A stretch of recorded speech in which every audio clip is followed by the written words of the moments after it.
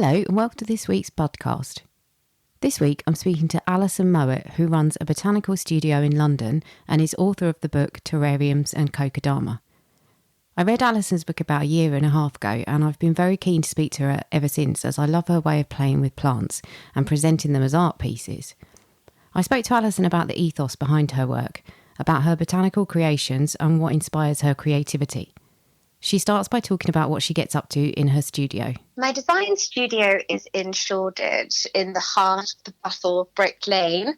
It's around the corner from Columbia Road Flower Market, and it's also quite close to where Nathaniel Bagshaw Ward discovered the terrarium in the 1820s on World Close Square, which is also sort of my neck of the woods. So it's quite nice sort of being in this sort of the hustle and bustle of the urban city environment, and also to have all these kind of these sort of natural points of interest close by.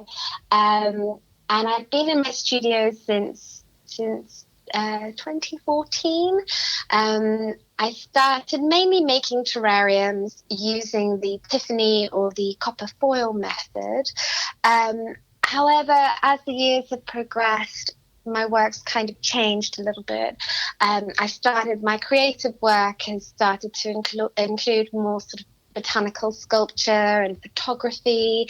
I started to do more writing, and a big part of my work now is workshops. So teaching people how to plant terrariums, kokedamas, indoor aquatic systems, even sort of balcony gardening as well. So that's been a part that I've really enjoyed, because I think working creatively can be a bit of a solitary task at times. So my workshops really are a wonderful point in which to engage with people over plants and planting and the issues that sort of come up in there sort of as they are planting or kind of creating these plantscapes and sort of urban environments. So yeah, that sort of covers what I do have been doing over the last few years. Mm-hmm. Well, it's very appropriate that you're near the home of Mr. Ward. I know, fabulous Mr. Ward. Yeah. Yeah. Changed things so much for us all. Yes, indeed. Yeah, very much so. It was interesting what you said then about kind of getting hands-on with people, because your book that I read about a year ago now, and I loved it, and I thought I must speak to Alyson because she's fascinating. But in your book, you do make things very kind of straightforward, very uncomplicated, but there really isn't a substitute for being hands-on and actually watching someone do it, is there? I mean, it is important, I think, to touch base if you're having any problems. It just gives you that reassurance. So. Yeah, I think so. And things come up so much as you're sort of in the planting process that maybe doesn't come across as well, sort of just reading through things in a book. So there is that element as well, which is interesting, definitely, for both me and for my students as well. Yeah, definitely. So when I read your book, and also when I looked on your website, I thought to myself, you're really elevating plants to works of art. And then when I read a bit more about on your website, I noticed that that's how you describe your work too. So what's the process involved? What does it involve for you? Obviously it's going beyond placing a plant in a pot. You're taking it to the next level. So it becomes a conversation starter or maybe the focal point of a space. How does that kind of evolve from literally plonking something in a pot to what you're doing? Yeah, I think the aim for me is always to elevate plants, as you say, to works of art, or think about things in compositions, as far as composition goes, or placing plants. Trying to think of things as creatively as possible, and by planting plants under glass or suspending them in interesting ways. We are framing them as, I guess, we do the artwork in our homes and elevating them in their own right. I think as well, by keeping a close eye on nature, you realise how it mirrors our own lives, with the growth and loss of every passing season or chapter. So it's something that kind of, I don't know, they're kind of beautiful to have around you in your home and to watch them as they change, as you change. I find the process of shooting for still life or arranging terrariums for displays feels quite similar to me, and it feels to part of the same creative process. So I try and think about things whenever I'm doing anything or working with plants in any way, really, even if it is just planting them in a pot, to try to kind of think about display and what plants will work best together. So yeah, always trying to think of things as creatively as possible, and aesthetically as pleasing as aesthetically pleasing as possible. Yeah, definitely. That was a mouthful. Yeah, but that actually brings me on to the next question, which was about containers. And when I've been playing around with plants, I do sometimes find it difficult to source nice containers. So, where do you source your stuff from? And are you of the mindset that you can pretty much use anything? You just have to be a bit creative and a bit practical about it? Yeah, I think when I started out, there wasn't a huge amount of choice. Now there's so much choice as far as terrariums and containers go, but that really sort of got me starting to make my own. So I learned the copper foil technique so that I could create these quite geometric shapes that would enclose sort of quite a large sort of planting scheme. And I've also in the past I've became really interested in working with concrete, and kind of the planters that I wanted to create had very sort of faceted shapes. And so I just started making molds and creating my own pots in the shapes that I wanted. So you can kind of create shapes from scratch or pots from scratch, but at the same time you can use absolutely anything, just as long as you can drill holes to kind of create a makeshift pot so that there's plenty of drainage.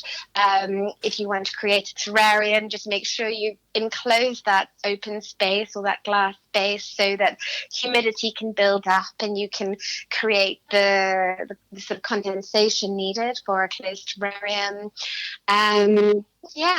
Anything can really, I mean, even with sort of epiphytes, kind of orchids, just make sure their roots are exposed, but you can mount them on anything really. So I guess it's a case of just being as creative as you possibly can. Yeah. I mean, if you pick the right place, the chances are, if you pick the right plant, the chances are it's going to be a permanent fixture in your home, and it's going to be very much part of the family. So it is worth just taking the time to think about how you're framing it and what you're putting it in, because you're probably going to be looking at it for quite a long time, and it's worth that investment, isn't it? Absolutely. With any luck, you'll be looking at it for a long time. Depends what you pick, I think, sometimes.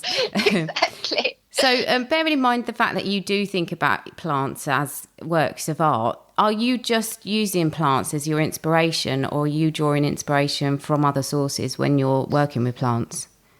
Well, I come from a sort of design jewelry kind of background, so I was very kind of inspired initially by faceted shapes and gemstones and incorporating crystals when working with plants. But I think for me the big inspiration over time has been Japan.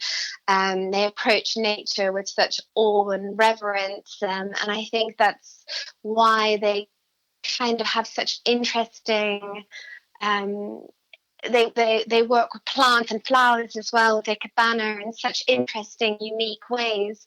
And there's also there's that very sort of traditional ancient art of working with plants and flowers, but then there's also sort of more modern pioneers such as Azumu Makoto, I hope I'm pronouncing his name correctly, who really pioneered the genre of botanical sculpture with his Exo Biotanica project. He launched a bonsai tree into space and photographed it.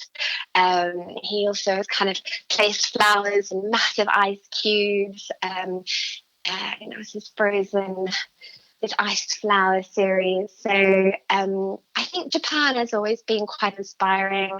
I love the work of Georgia O'Keeffe and Carl Blossfeld's art forms in nature. Examples from the plant world are really beautiful as well. So yes, kind of looking at art and kind of connecting that maybe with what I'm doing with plants or photography or sculpture. Kind of, I like to kind of draw on these things, or these people. So speaking of Japan, you create kokedama, and you talk about that as well in your book. And I was talking to somebody about that today, and she said to me, "I'd love to have a go, but I wouldn't know where to start. It looks very difficult." Can you just explain a little bit about what it is, and maybe if someone was thinking of having a go, what might be an easy plant to use? Sure. So, kokedama translates as mothballs, and what we're doing when we're creating kokedama is really encasing the plant's roots in a sphere of soil, and then binding it with moss. And by doing this, we can suspend the plant from different angles, have it hanging upside down, it doesn't necessarily even need to be hanging. Actually, in Japan, I find kokedamas are usually displayed next to bonsai. So when bonsai are displayed, you often see quite a very sort of a lot more naturalistic looking kokedama sitting next to the bonsai, a very sort of natural, almost meadow-like planting sort of on the kokedama. However, it was kind of been adapted a little bit in the Netherlands, and that's when we start to see them being hung more, and the mossy sphere kind of becomes a little bit more spherical and kind of rounded, whereas in Japan it's a little looser. Mm-hmm. And what we're really, I think, if anyone's approaching or wanting to try a kokedama on their own, don't be put off by the special clay soil that you need to use when making akadama soil, because it's quite hard to source and it's quite pricey as well. I find a low dust cat litter works just as well. Just use regular sort of potting soil, something with minimal peat in it if possible, and then you're sort of just creating your sphere from that, kind of getting a nice sort of sticky consistency, almost like a consistency of chocolate brownie mixture, and then encasing the roots or placing the roots sort of within that mixture, and then binding with moss. And then you can decide if you want to hang it or rest it on a tray. So philodendrons are really good. I always use asparagus ferns for my workshops. Mainly because I love the look of them, and I think the kind of layers or the tiers of the foliage of an asparagus fern, for me, it kind of has definite connections with Japan and the sort of bonsai trees. So that's one of the reasons I like to use asparagus fern. That they do work particularly well in kokedama as well. Mm-hmm. Something to try. Yeah, I did dabble with it, and I found anything with a kind of clear stem made for much easier life, because anything that had lots of growth down at the base, it was difficult to kind of pinch it in and make that secure connection almost around the neck of it. So, yeah. Yes, I know what you mean, yes. Yeah. Another thing, plants that kind of creep and drape, like ivy, works particularly well. And ivy is a lovely one to use in kokedama because it's air purifying qualities. So I quite like to have hanging ivy sort of in my home, kind of nestled within this sort of the roots nestled within this kokedama sphere and hanging. I think it works quite nicely. Mm. Yeah, that I love ivy. I can't get enough of ivy myself. But I was wondering, can you make them that actually live outdoors? Because obviously a lot of your work, I think, is you work a lot in urban gardens, and maybe people might want to go vertically if they don't have a lot of space outdoors. Can you make them using outdoor plants? Does that work? Yeah, definitely. And actually, I mean, I usually take my kokedamas outside in the summer months, and it's even better if Mother Nature can lend a hand with the watering. I find I usually use more sort of tropical plants for my kokedamas, so um, you bring them indoors, sort of. In the colder months, but they thrive outdoors in the summer. Mm. Yeah, I've just stuck my bonds outdoors because I can't face water in it practically on a Ah, daily basis. So I chucked it outside and it rained and it was much easier. oh, lovely. It's always good when that Yeah, happens. yeah, it was very good. So I noticed also that you create aquatic gardens and what you call jarrariums. And Yeah. to be honest, I am terrified of that. The most I've managed is a Marimo ball in a jar. Oh, well, that's a really good start. Yeah, yeah, it was So, easy. I haven't killed it yet. But what would be your top tip for people who want to dip a toe or a plant into the water? I'd really recommend that they read Diana Wolsted's book, Ecology of the Plant Aquarium, where she tries to kind of create the most naturalistic system. And the idea is that you do your planting on a bed of soil so that you don't need to worry about injecting CO2 or any additional nutrients into the water or the environment, the aquatic environment. So it's good to have a little read of that if you are thinking about taking your aquatic garden to the next level, really. But I would really encourage anyone to try an aquatic garden, because there is something about the very hypnotic movement of plants underwater that is rather lovely to have in your home. And you just need to be a little bit wary of algae blooms, so no direct sunlight, trying to keep it a little bit sort of set back in the room, I would advise. But yes, definitely to give it a go. And the Marimo balls are a lovely start as well. Yeah, they are definitely the beginner's plant of choice. Yeah, yeah. Yeah, I saw in your book about washing the soil, which seems Yes.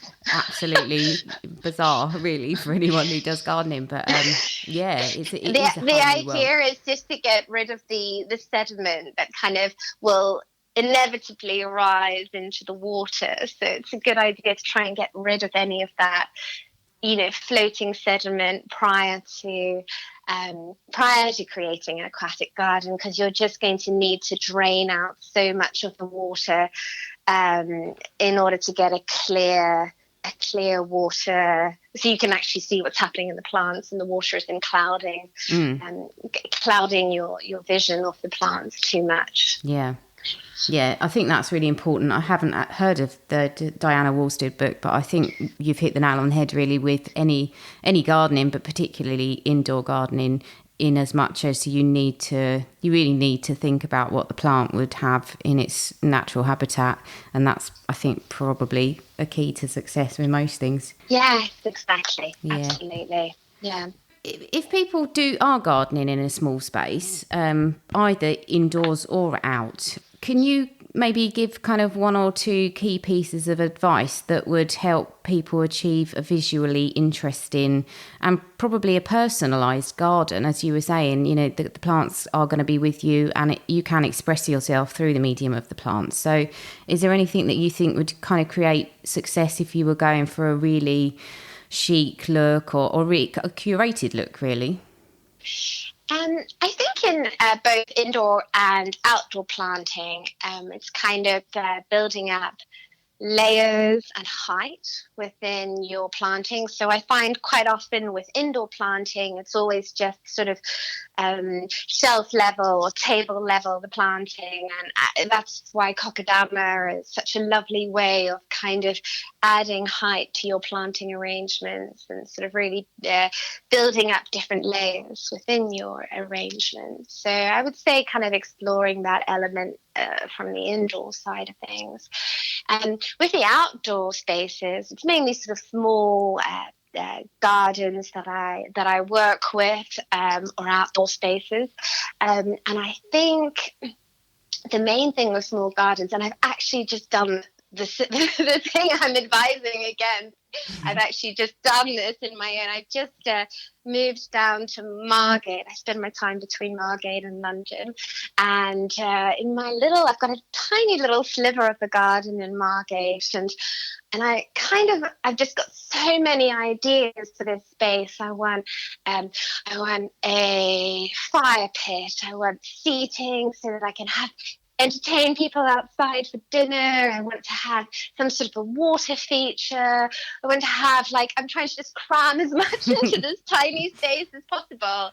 And I think it's all about, again, with indoor and outdoor planting, it's all about how you're going to use the space, and trying to consider that before you try and just cram everything into the space. And then, also what it will do is take away space from what you actually want to do most in the garden. So I've had to reevaluate my initial garden plans and kind of reduce things down a little bit to just a nice space where I can have a cocktail outside or a cup of coffee in the morning with a couple of friends. That would be fine. So yeah, I would say that. And again, the layers, sort of thinking about layers and within the outdoor space as well. I'd say pots, I've noticed quite often that it's quite easy to cram a space with lots of little pots. So I've tried to invest more in larger pots and kind of instead of having lots of little itsy-bitsy pots everywhere where everything kind of looks quite split and nothing seems to work as a sort of overall look of the space. Yeah, I mean, little gardens are the hardest because, especially if you love plants, because you can't help yourself. You go somewhere and you think, oh, I'm going to get that, and then you realise, like you say, that it's a small plant in a small pot, and you stick it in, and before you know it, you've got this jumble. When actually restraint is the key in a small space, really. But it's incredibly hard to actually do that. I mean, I am hopeless. I'm all right in other people's gardens, but in mine, it's just an absolute jumble. I've chucked everything in because I've got no self-control in my garden. So, yes. I know. It's a hard thing to have, though. It's a hard thing to have. It is. And I think as well, when you're thinking of parts and colours, maybe to just pick a couple of key colours or a theme and try and stick to that theme so that it runs throughout any decisions you're making in the future. So if that's, say, buying plants or pots or any sort of visual kind of aid in the garden, then I think that it's always good to sort of think back to what your initial aim or intention was visually, and also as far as usage of the space goes. Yeah. I mean, that's why people need you, really, because you come in at it from, quite dispassionately, really, and you can see what people want to use the space for, and you can see a theme that runs through it, and you will likely have a much kind of stricter hold on what goes into it. So, and sometimes people can't see the wood for the trees in their own spaces. So yes, I think that's why the job that you're doing, especially in smaller spaces, is invaluable, really. So well done. Oh, thank you. I also like people, though, to take control of their own spaces. So I do offer classes as well, and kind of just teach people quite basic bits and pieces, even for just there's a bit of sort of software that's really easy to use called SketchUp, and it's amazing how quickly you can lay out a small space and really understand the scale and the perspective of things with just having very sort of quite basic computer knowledge. And I think that it's quite nice to kind of give people the the control over the space as well, and to understand, how they can really use that space, and realizing themselves that they're not going to fit a table to seat 8 in that space. They might have to rein that in a little bit. and also putting mood boards together is a really fun thing that I like to do with in my workshop as well. So trying to work out why you like certain elements, or why certain images are so appealing to you from things that you've seen on Pinterest or in gardening magazines. So trying to just kind of really hone down what it is that people are trying to achieve within that space. Yeah, so you're taking their ideas and kind of underpinning them with design principles. So yes, yeah, exactly, yes. exactly, yeah.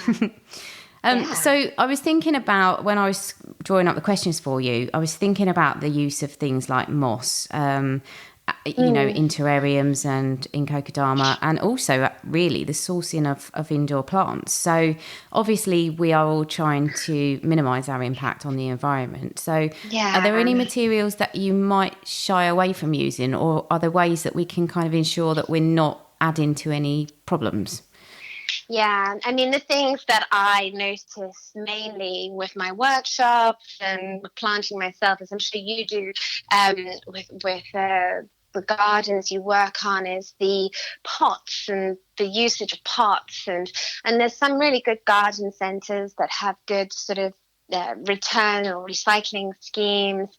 Most sort of pots can be sort of recycled, apart from the black pots, I think. They can't really be recycled, but it's trying to work out uses for them as well. So I always try to reuse my pots if I can, give them a good wash with some soapy water, and they're great for sort of propagation, and that you can kind of always sort of try and reuse as much as possible. That's kind of what I aim to do. I've also stopped using any soil that if I do use it, I use soil that has a very low peat content.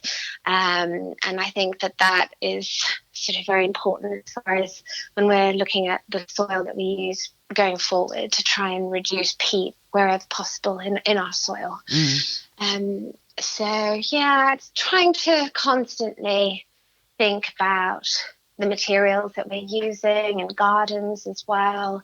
And trying to be a lot more vigilant and focused on where those things are sourced or where they come from. It's really important, as you say. Yeah, so not being wasteful as well, I think, is a big thing, isn't it? Not buying more than you need, or ending up kind of chucking stuff away. Absolutely, yeah, wherever possible. Thank you very much to Alyson for taking part in the interview, which she kindly squeezed in between multiple work and life commitments. If you'd like to check out her work, you can visit her website, alysonmowat.com, which is Alyson with a Y, and Mowat is Mowat. You'll find details of her design work and workshops there too. And you can also get a copy of her book, Terrariums and Kokedama, from the usual outlets, and of course I'll put a link to her website and book in the show notes. So thanks very much for listening, and I'll catch you next Tuesday for an episode all about growing and eating flowers.